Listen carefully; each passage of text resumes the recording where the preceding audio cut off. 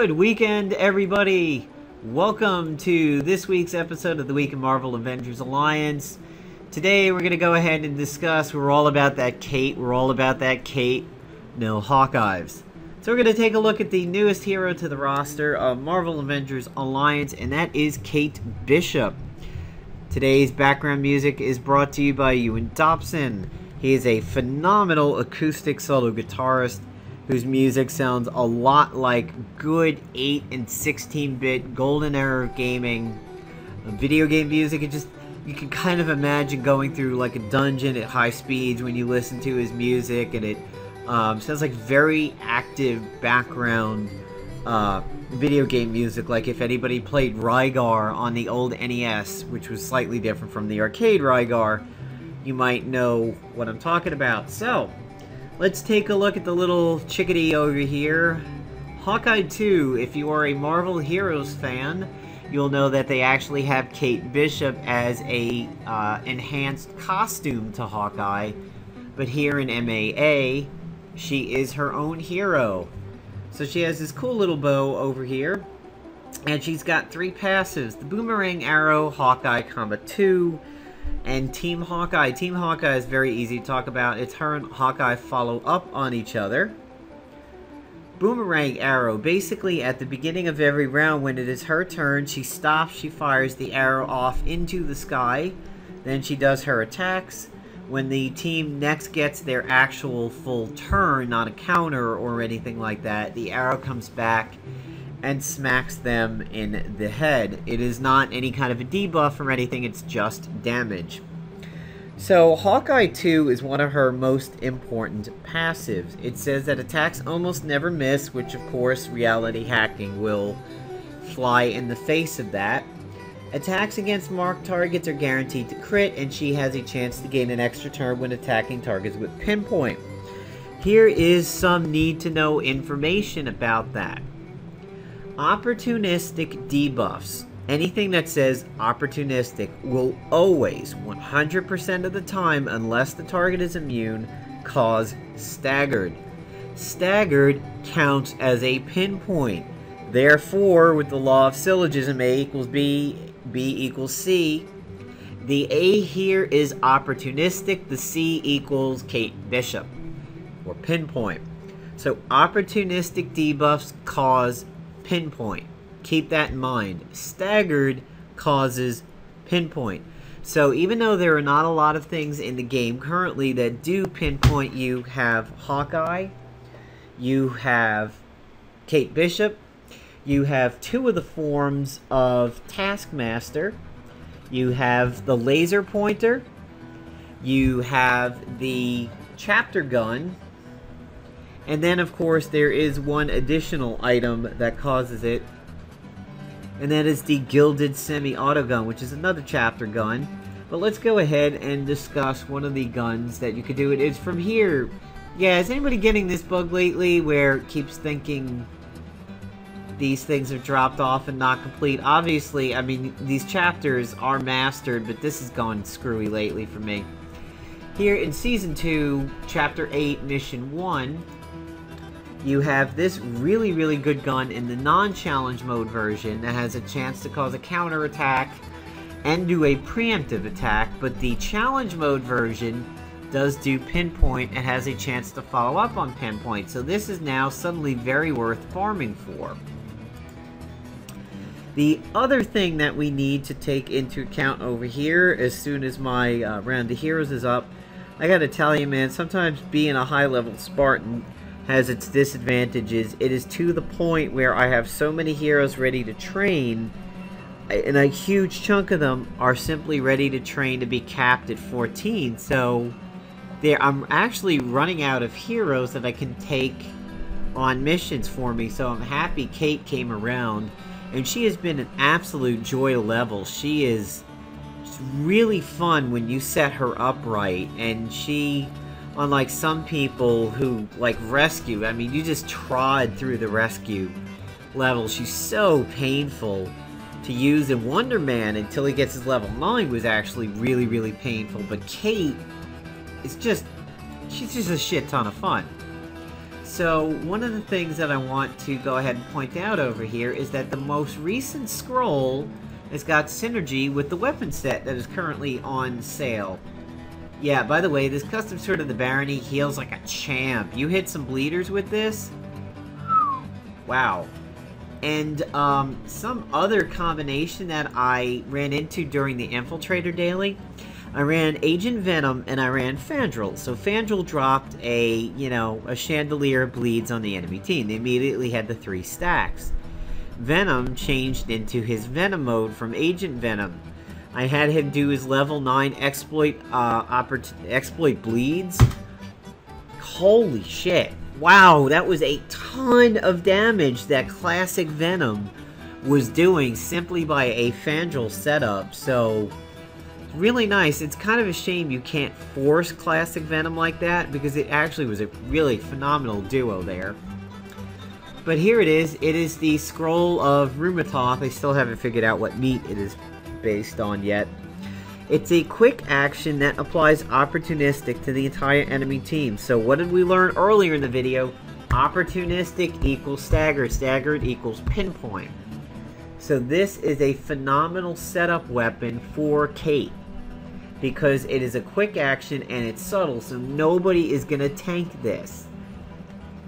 And immediately, because of the fact that it applies slowed, the Dark Bargain on this piece says if you are slowed, you apply manipulated to enemies.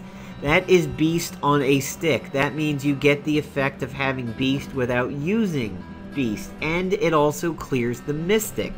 So Nightcrawler's with it, Thor's with it, and the Mystic gets shut down by this scroll, and the Hugin's Eye gets shut down by the scroll, because Staggered shuts down the Hugin's Eye.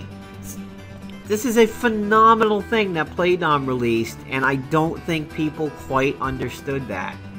And this is just an amazing scroll that is up every other round. So you could really mess up enemy teams with this, and that is why I have it on my defense and my offense.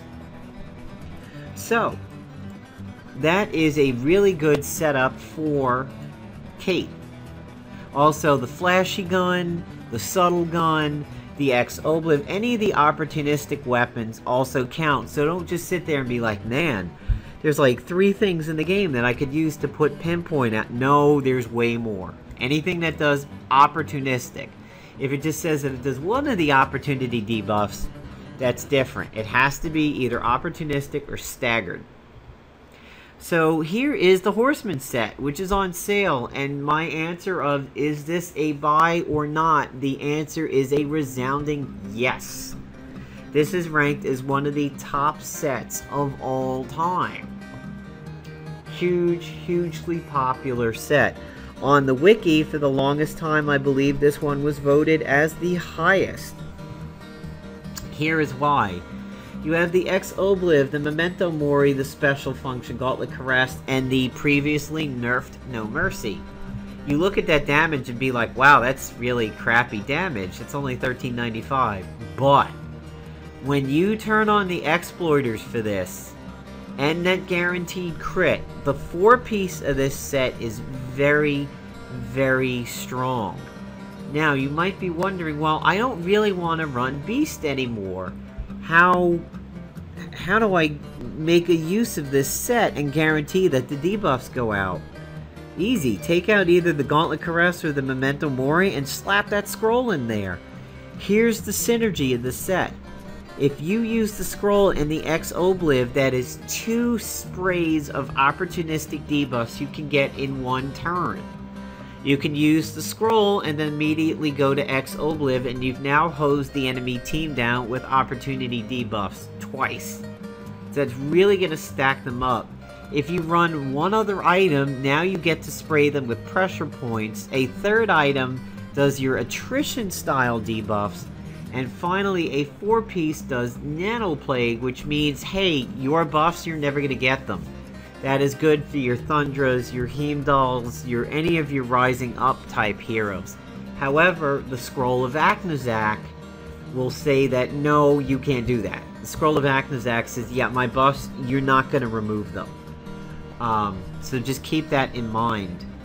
The 4-piece is phenomenal. It used to be that I ran Pesty Beast and Nico with this set and the tactician suit that existed at the time. So round 1 was Ex Obliv, round 2 was proc the suit and swipe 2 people with the No Mercy. If there was a blaster out there, round 1 was Memento Mori, Ex Obliv in round 1, and then smack 2 people with the No Mercy. And that pretty much cleared 2 people off the table every time. Nico and Pesty, phenomenal team up for this set. Nowadays, you can take Pesty out, use part of the set, maybe insert that scroll in there, and the Gauntlet Caress is one of the best all-time special functionality weapons. The Cosmic Cardinal is probably everybody's number 1 because it's been around longer and it is such a major factor in the Quick Lord, Quick Lock, Quick Null, Quick Douche Knob teams. But the Gauntlet Caress has definitely its own usage. It can be used with Null because it's a melee attack, so if your agent fires off the Gauntlet Caress, that's a chance for Null to gain an extra turn. Really, really good with Protector agents that cause the attacks to come to them, thereby ensuring that the Gauntlet Caress will fire off. It's very easy to get a good set out of the Ex Obliv, the new scroll, the Gauntlet Caress, and then something that could be fired every turn. You could do the Hugin's Eye, the Ex Obliv, the Gauntlet Caress, and the new scroll, but then your agent will only be able to do something every other turn. Which, hey, you know, it isn't that bad if that's what you're going for. So who have I found that Kate teams up really well with? Well, Hawkeye, obviously. But the other counter-happy people, not so much, because she doesn't gain actually that many follow-ups. She more or less gains actual extra turns. Full-on tactical style extra turns. But when I was leveling her, with somebody that was getting close to being capped for that level, and I just happened to be our boy with the FBI van over here, and that's Punisher. She did a really good job of teaming up with the Punisher, and here is why. Everything he tends to do is about exploitation of opportunity and causing opportunity. So he has the van, and then there's an ISO that says you can exploit a whole bunch of other things. But look at this, opportunistic from Locked On. And of course, target focus is really nice for her. He's got a bleed. He has slowed, which is opportunity. We have exposed and staggered, and an AoE staggered, which is good for opportunity and shuts down the Hugin's Eye. We have that fried circuits. Over here we have off balance and weakened. We have the hidden in smoke, which will protect the team. We have over here webbed and the chance of the stun, which is pretty solid. And finally we have the cornered and the dizzy. And of course that is a proximity mine, but it is only one enemy, unlike the original Fixer when you fight him as a boss.